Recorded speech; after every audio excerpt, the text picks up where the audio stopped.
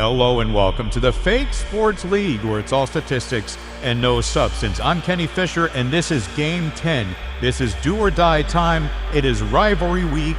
It is the final game of the regular season, and we are right ready for playoffs right around the corner. We've got a lot of teams that have clinched already, but we've got a lot of teams that are on the bubble, and today we'll decide it. We saved the in-conference rivalries for last because, as you all know, the conference standings are going to be the most important when determining the playoffs. The top two, of course, from each conference making it the next two at large. And our game of the week will be Knights versus Rebels. Major playoff indications there. As always, you can skip forward to your favorite teams using the YouTube chapter feature, but you are always welcome to sit back, relax, and enjoy the show. If you haven't already, tune into the Discord. We will be hosting watch parties for the entire playoff series leading up to our FSL Championship. All right, that's enough for me. We got games to see, and we start things off at the Frog Pond. It's the Frogs hosting the Dragons. Dwayne Wells and Tobias Fonseca on fire for this Dragons defense. But the Frogs have taken a more spread approach. All three of their offensive starters getting some time in every game, but that will be the question. Can the Frogs starting three get past this strong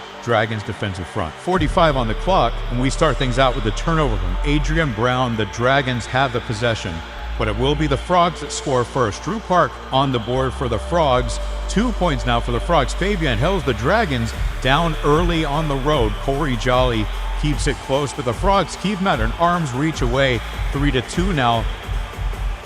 Fabian Hills with 2, Drew Park with 1, and it's now the Dragons offense that face the pressure on the road. They start to climb back into this one. 4-3 and 4-4 now. The Dragons tie it up, but the Frogs keep a steady lead throughout the entirety of the game. Can the 3-6 Frogs pull off the upset? It's Rivalry Week. We never know, and that's a 2-point lead, and that will be the game. 6-5 and 2 points apiece for every member of the Frogs offense. 2 turnovers from Dwayne Wells, and the Dragons win the turnover battle, but they got to just get a bit more firepower on offense. Maybe a bit laid back. The Dragons have clinched a playoff spot, but they were fighting for that first round bye, and that might have locked in the tied first round bye. We will see. Join me now with the Red Pandas and the Comets. I know what you're thinking. A lot of Red Pandas fans are a little intimidated right now, but take a look at this roster here. The Comets have clinched the first round bye. They will sit their starters and keep them injury-free. It's the Red Pandas versus the Comets second team. Will this be a freebie for the Red Pandas, or are the Comets just that dominant? Let's find out. 45 on the clock, starting now. And Joey Spencer strikes first, but it's 1-1. This Comets team, not the pushovers you might think. It is Manuel Cook, who is that third position starter for the Comets, but the Red Pandas just 1 point ahead, make it 2 points now. But Jaden Little is on the board, and it is a 1-point game with less than 30 seconds remaining. The Red Pandas still ahead, 4-2 now. No turnovers from this Comets defense, and that is likely what's getting the Red Pandas that lead here. It expands to 3 and make it 4 with 10 seconds left. It is going to be challenging for this Comets second team to climb back into it, and that might be it. That's the dagger there. 7-2, 4 points for Joey Spencer, 3 points for Isaac Forrester so far, and that is the buzzer there. The game sounds 8-3. Red Pandas win it at home. Comets safe and sound in the first round bye of the playoffs. But you got to wonder if you would do that against your rivals. It is time now for what's been called the best rivalry in the FSLs. The Sharks hosting the Phantoms. Neither of these teams looking themselves as of late, but the Sharks have a shot at the playoffs, and believe me, the Phantoms want to do everything in their power to keep that from happening. The question here is going to be, can this Phantoms defense, which is still pretty solid, handle the high-powered velocity of the Sharks offense? Marcus Evans and Alki just the same as they've always been. And with the addition of Shebang Bang Richardson III, they have only gotten scarier from here. 45 on the clock, and we start things off with a Ricky Pratt turnover, which gets it out to Octavio Bren for the score at 0-1. Phantoms on top to start. And look at this, Phantoms now take a lead 0-2. Marcus Evans trying to stop the bleeding here, but the Phantoms keep it at a 2-point lead.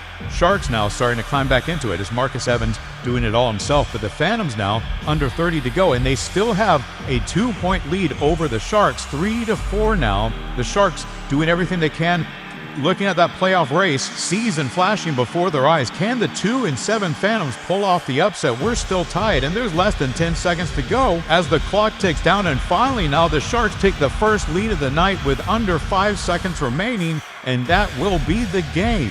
5-4, and Sharks fans everywhere can finally breathe.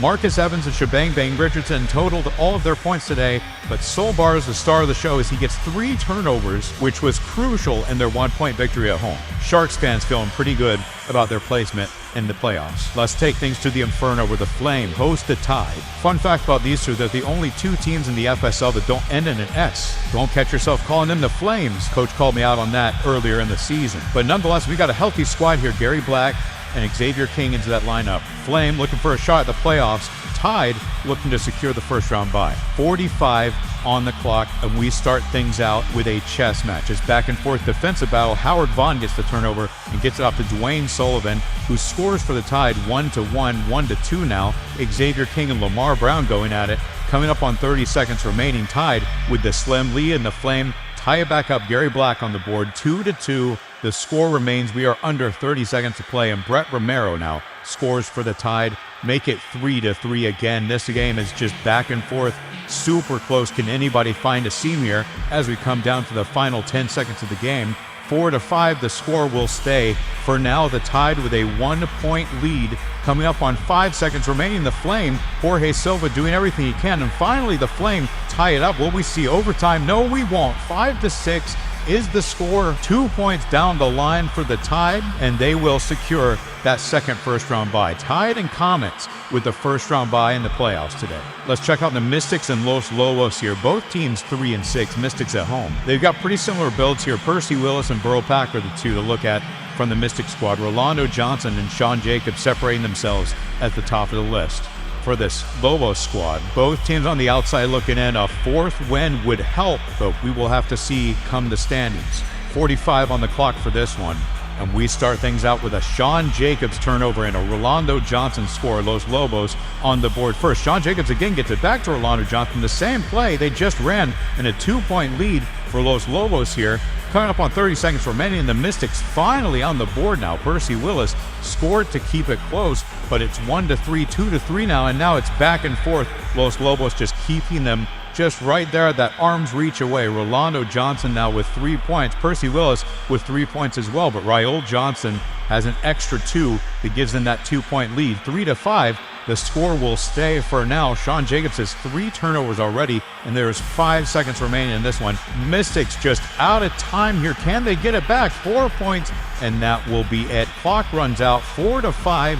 The Mystics will fall at home. 4 points for Percy Willis today, and he is exhausted. He is the only one contributing to the score for the Mystics today. Meanwhile, Rolando Johnson, Raul Johnston team up for the 1-point victory. Will it be enough to make the playoffs? We will have to look at those standings. But first, we have one more game. It's the game of the week, the Knights and the Rebels. And this has some major playoff implications. Both of these teams looking for that playoff spot. Knights still without Quinn McHugh, and Rebels now will be missing Philip Bayless. Luther Vasquez back into the lineup to fill in that spot. 45 seconds on the clock, and I am ready to get this one going. We start things off with a defensive battle here. Stephon Fitzsimmons with the turnover out to Courtney May, who scores.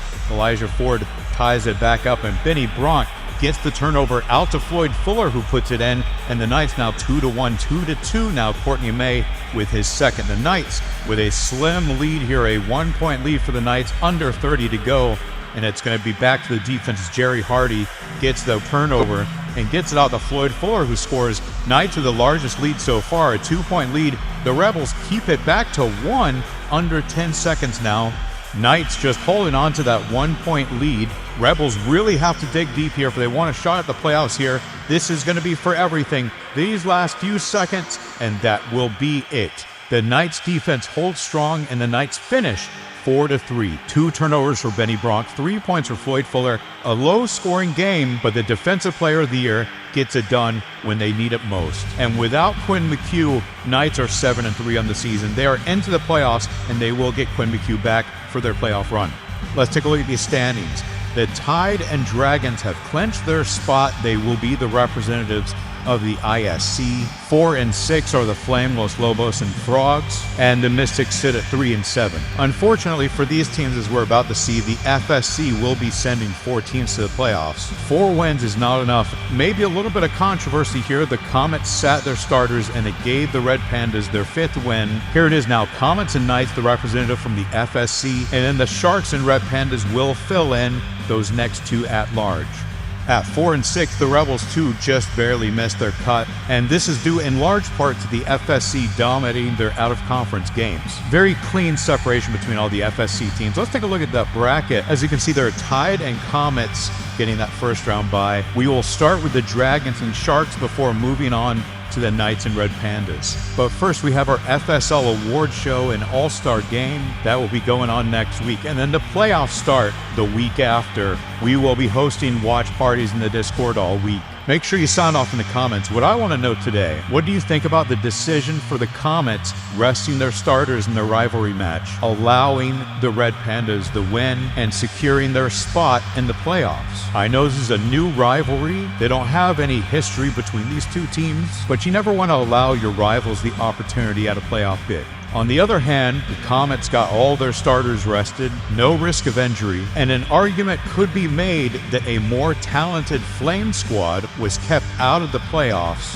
effectively weakening the competition. We'll have to see if this comes back to bite them, because the Comets could be facing the Red Pandas in the championship if everything works out. All right, that's the whole regular season. Best of luck to these 6 teams selected. We're going to give these squads some time to game plan and get healthy. Award show and all-star game coming up next. We thank you all for watching this official broadcast of the FSL.